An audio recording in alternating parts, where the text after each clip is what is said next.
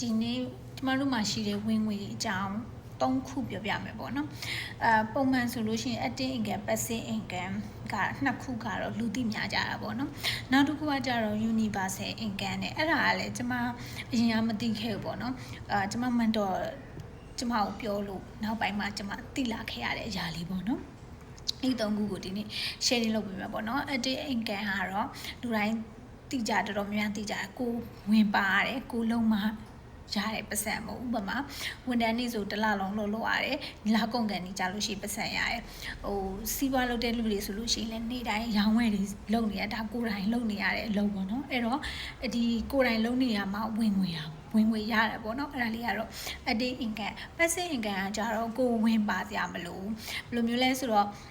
တခုခု asset တွေပေါ့နော်အထူးသဖြင့် asset တွေရင်းနှီးမြှုပ်နှံတာတဲ့စီမှာဝင်ငွေတွေဖြစ်လာတာပေါ့ဥပမာပြောရမယ်ဆိုလို့ရှိရင်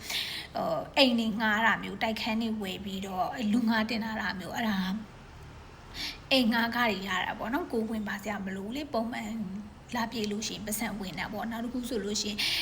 ကားတွေရန်ကုန်မှာဆိုလို့ရှိရင်တက်စီကားတွေဝယ်ပြီးတော့ပေးစားတာမျိုးအဲ့ဒါဆိုလည်းတစ်လားတစ်ခါပတ်စံရတယ်ပေါ့နောက်တစ်ခုအဆောင်တွေဘာတွေ stock ပြီးတော့ငှားစားတာတို့ပြီးလို့ရှိရင် stock share ရထည့်ထားတာလို့အဲ့လိုမျိုးကနေပြီးတော့ပတ်စံတွေဝင်တာပေါ့နော်အဲ့ဒါလေးကကြတော့ passive income နဲ့နောက်တစ်ခုကကြတော့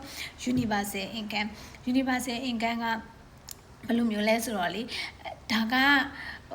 လူတိုင်းမှာတော့ဝင်တယ် universal income ကမတိလို့ universal income လို့ခေါ်အောင်မှမသိတာတခုပဲပေါ့ဘာလို့ universal income လို့ခေါ်လဲဆိုတော့ဒါက gift ပေါ့နော် universe ကကိုယ် reward ပေးတဲ့ပုံစံမျိုးဘယ်လိုမျိုးလဲဆိုတော့လေအထူးတစ်ဖြစ်လေးမုတ်ဖိုးတွေရတာမထင်တာတဲ့လူတွေစီကမုတ်ဖိုးတွေရတာကိုကပတ်စံရမယ့်နေရာမှာ1000လောက်ရင်လို့ရှိရင်1000လောက်ရတာမျိုးပေါ့နော်အဲ့လိုမျိုးနောက်တစ်ခုကကြတော့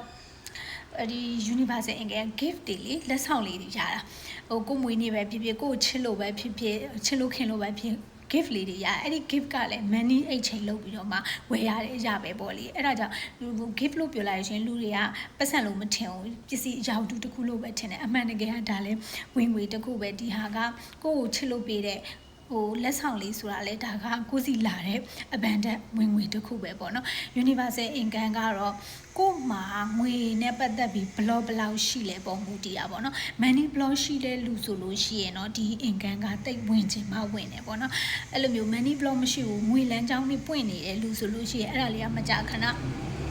ရတယ်သိလားတချို့ဆိုလို့ရှိရင်ထိပေါက်တာမျိုးဒါတွေကကန်နေဆိုင်နေကိုမမြင်ရတဲ့အရာတွေပြီးချင်းပါဖြစ်မယ်ဆိုတာမသိတဲ့ဟာဒီကိုစီကိုလုံးဝငွေတွေကအဖက်ကန်ဝင်နေတာအဖေကမဟုတ်ဘူးပေးလိုက်မောင်လေးကမဟုတ်ဘူးပေးလိုက်အဲ့လိုမျိုးပေါ့နော်ကိုမှချို့ဆိုတိလိုက်မယ်အိမ်မှာထိုင်နေတယ်အလုံးမရှိဘူးဝင်ငွေမရှိဘူးဒါပေမဲ့ကိုလိုချင်တာတားလိုက်လို့ရှိရင်ကိုစီကိုရောက်လာတယ်ဒါကအဲ့လိုမျိုးသူတို့ရဲ့ mindset ထဲမှာ abundant ဖြစ်နေတာ money income money block မရှိတာပေါ့နော်အဲ့ခါကျတော့သူတို့စီကို universe ကgift လေးတွေပေးတာပေါ့အဲ့ဒါ universal income ပေါ့နော်အဲ့ဒါလေးကတော့အကြိုက်ဆုံးပါလို့အဲ့ဒီ3မျိုးကိုဒီနေ့ sharing လုပ်ပေးတာပေါ့နော်ကျေးဇူးအများကြီးတင်ပါတယ်